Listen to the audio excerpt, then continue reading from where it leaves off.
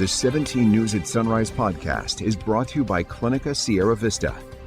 Welcome back to the 17 News at Sunrise podcast, where we share your news on your schedule. Working in the spirit of the Golden Empire, this is 17 News at Sunrise.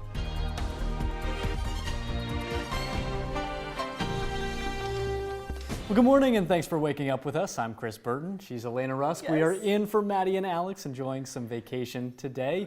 But Alex is awake. Alex is awake because we all have been watching the skies this morning. It is a stormy Wednesday, and let's loop in Kevin now. He's going to let us know where exactly those lightning strikes are hitting.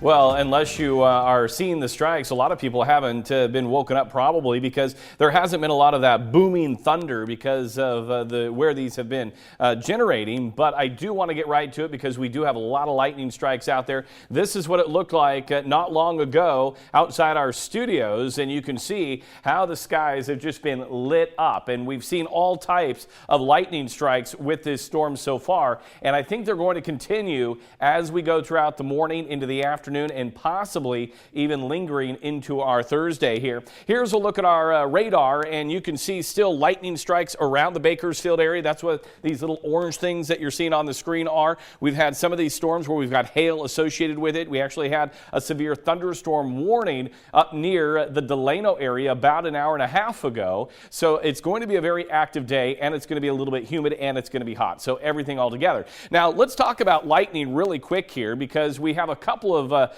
type of strikes that we've been seeing with these storms so far this morning. The cloud to ground is one of our most common, and we have heard numerous fires around the county because of these lightning strikes. We'll be keeping a close ear on that. We need the moisture with these storms, and some of these are going to be dry lightning strikes. And then another one we see is intercloud strikes, and we have seen a lot of those throughout the morning. So. All right, Kev, thanks so much. We are keeping the eyes on the skies this morning, but we do begin this morning with news breaking overnight. And we have learned that one person has died after being hit by a car in South Bakersfield. This was the scene just off of Berkshire Road last night. Officers were called out just before 11 p.m.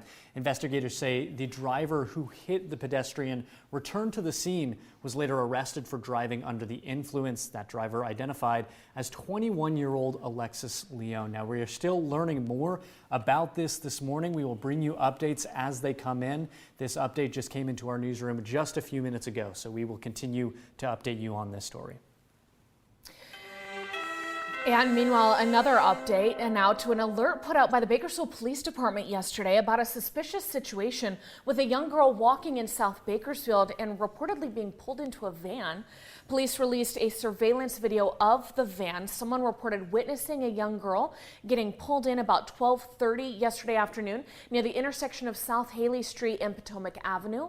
Last night, the BPD told 17 News there are no missing persons reports matching the girl's description, adding officers contacted the parents of all students attending summer school in the area and confirmed the children are okay. They also contacted the sheriff's department. That girl only being described as a Hispanic, 5 or 6 years old, wearing a black shirt, green shorts, and carrying a backpack.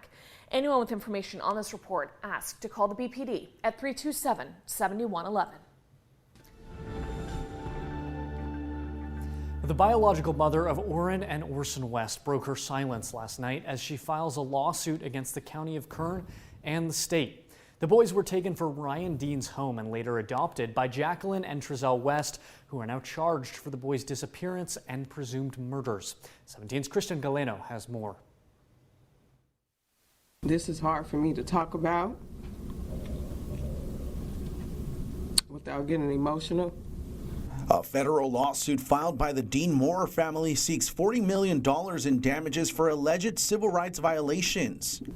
My family and I have been treated unfair. Have been no apologies.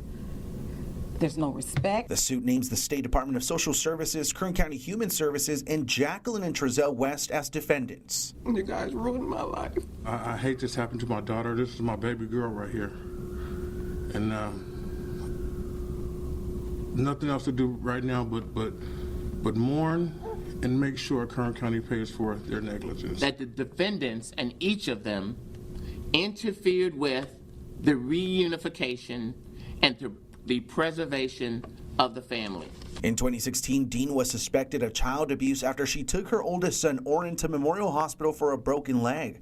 According to the suit, Dean filed reunification requests and completed parenting classes to regain custody, but no luck. In 2017, she gave birth to Orson, only to have him removed a week later. To lose my child, and for my second child to be born into it, and for me to take him home for a week and lose him, it hurts. In late 2018, both boys were removed from a foster home and placed with the Wests. Afterward, Dean noticed during visits that her children seemed scared and were losing weight, and Orson had scratches on his face, the suit says. I just want answers. I just want answers. Like, why? Why Kern County? What was the purpose of not giving them to me? The suit also says that Moore filed a request to have the children placed with her, but in 2019, the department revoked Dean's parental rights without explanation and denied her requests. Placing the children in a home of the West was a state-created danger. For 17 News, I'm Christian Galeno. And now to making headlines around the nation, shocking new details revealed yesterday during a hearing of the state Senate in Texas about the police response, or lack thereof, to the Uvalde school shooting. The public safety head calling the response an abject failure. Here's Gabe Gutierrez. These still images from surveillance video reviewed by the Austin American-Statesman and the Texas Tribune, but not by NBC News, show multiple officers armed with rifles and ballistic shields inside Robb Elementary as the massacre unfolded. A law enforcement response to the attack at Robb Elementary was an abject failure and antithetical to everything we've learned over the last 2 decades since the Columbine massacre. Today, the head of the Texas Department of Public Safety, Stephen McGraw, said just 3 minutes after the gunman entered the school, there were enough armed officers there to stop him. Instead, he says they waited for an hour and 14 minutes. The on-scene commander waited for a radio and rifles. Then he waited for shields. Then he waited for SWAT. Lastly, he waited for a key that was never needed. McCraw says he believes the doors to the classrooms where 19 students and 2 teachers were killed were unlocked. Today, he provided the most detailed timeline of the carnage so far, based on surveillance footage, body camera video, and 911 calls.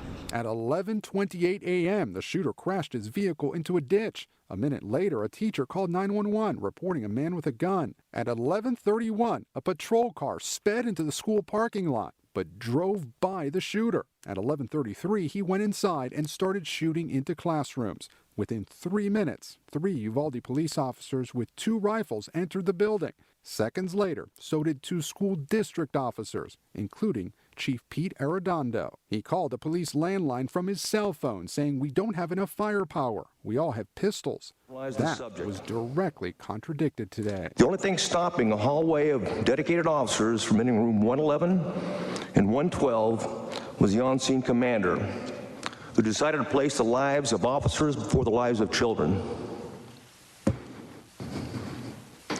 The officers had weapons, the children had none. Over the next 30 minutes, 911 calls from students inside the classroom begin. More ballistic shields arrive. Chief Arredondo requests the master key, and the gunman fires more rounds. Chief Arredondo then says, "We've lost 2 kids. These walls are thin. If he starts shooting, we're going to lose more kids. I hate to say, we have to put those to the side right now." Minutes later, people are going to ask why we're taking so long. We're trying to preserve the rest of the life. The torrent of illogical statements here, and it is preposterous. More than an hour after the gunman entered, Chief Arredondo says we're having a blank problem getting into the room because it is locked. He's got an AR-15 and he's shooting everywhere like crazy. Not until 12:50 does a Border Patrol tactical team breach the classroom and kill the gunman. As Chief Arredondo ignored questions from reporters today, in Uvalde, anger. He needs to be held accountable. He needs to answer questions publicly and provide information for us. That was Gabe Gutierrez reporting. And looking ahead to this weekend, students will partner with the community to host the first March for Our Lives rally and march at the Cal State Bakersfield campus.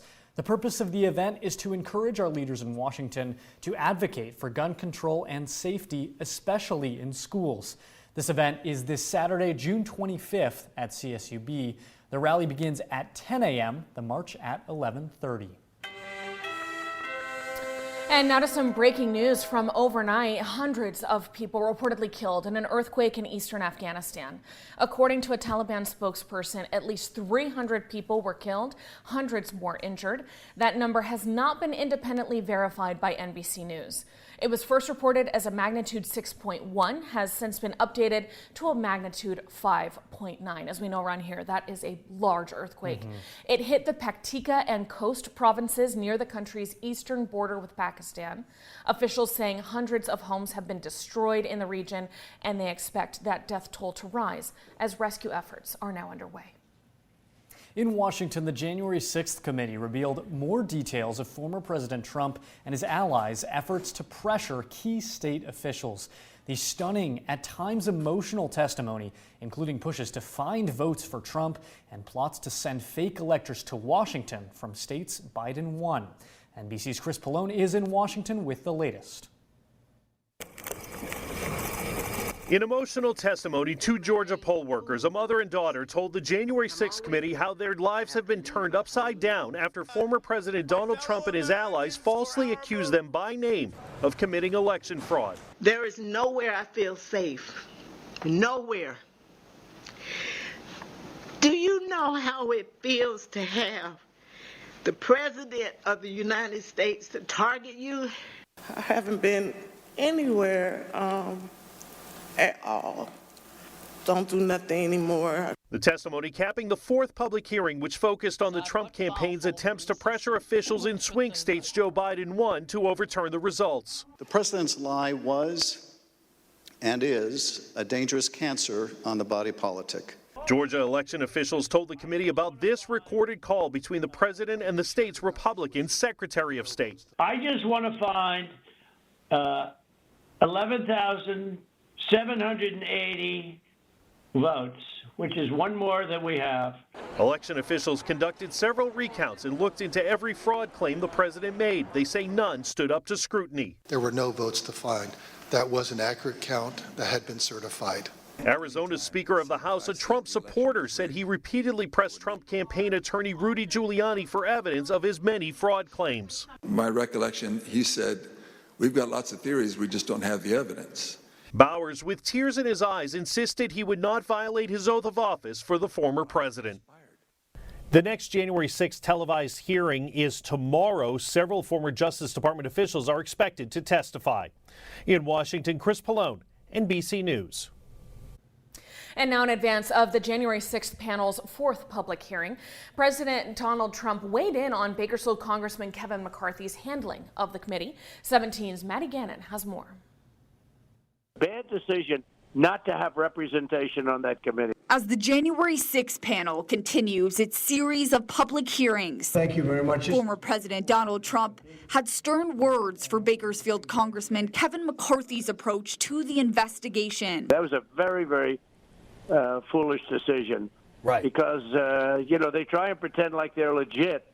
And only when you get into the inner workings, you say, what kind of a thing is this? Back in July, McCarthy withdrew all 5 of his GOP picks for the committee. The chair will take this occasion to... After House Speaker Nancy Pelosi rejected 2 of his choices. McCarthy's decision left a panel filled with Democrats and 2 Pelosi-picked Republicans. Unless Speaker Pelosi reverses course and seats all 5 Republicans, we will not participate. This comes in an election year in which McCarthy is hoping to lead Republicans to a majority in the House and ultimately grab the Speaker's gavel for himself. But in the same interview, Trump made it clear while he supported McCarthy in his re-election bid to the 20th Congressional District here in Kern, he wasn't endorsing McCarthy for Speaker. Madam Speaker, my Democrat colleagues. And some close Trump allies in Congress have expressed doubt about McCarthy taking on the role. They'll be able to cast those when the time comes. My job is to actually turn this country around, to focus on the issues that people care most about. Representatives Marjorie Taylor Greene and Matt Gaetz addressed the issue in an interview with Time magazine last week, saying they have influence over McCarthy, with Greene adding the next speaker will need her backing, and Gaetz calling House GOP colleague Jim Jordan the, quote, spiritual and intellectual leader of this conference. All right, that was 17's Maddie Gannon reporting. McCarthy has been subpoenaed by the panel to come in for an interview, but so far he has not complied, calling the panel too partisan and not legitimate. We reached out to McCarthy's office for a response to the former president's comment, and his office pointed us to comments McCarthy made 2 weeks ago, saying he offered people for the committee to talk to him directly. And now to drinking and driving, an issue we follow closely here at TV 17, and we call it Kern's Sober Reality.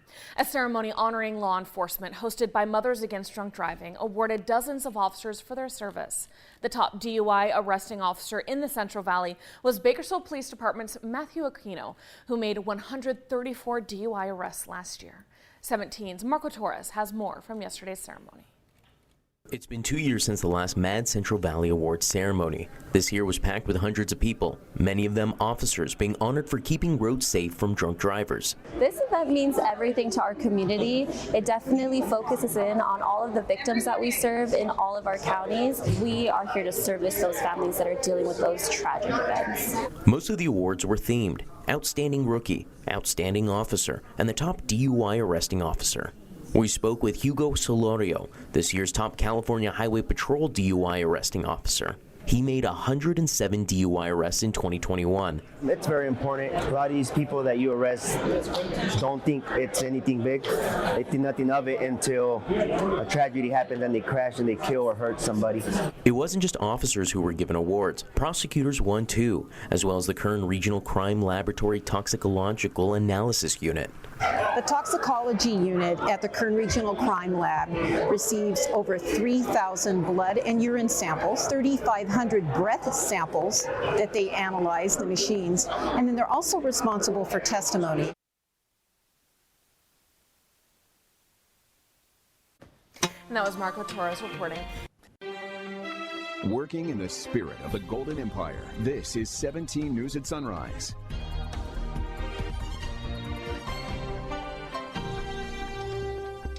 The 17 News at Sunrise podcast is a production of KGET and Nexstar Media Group. For more on all of the headlines in today's show, head to kget.com.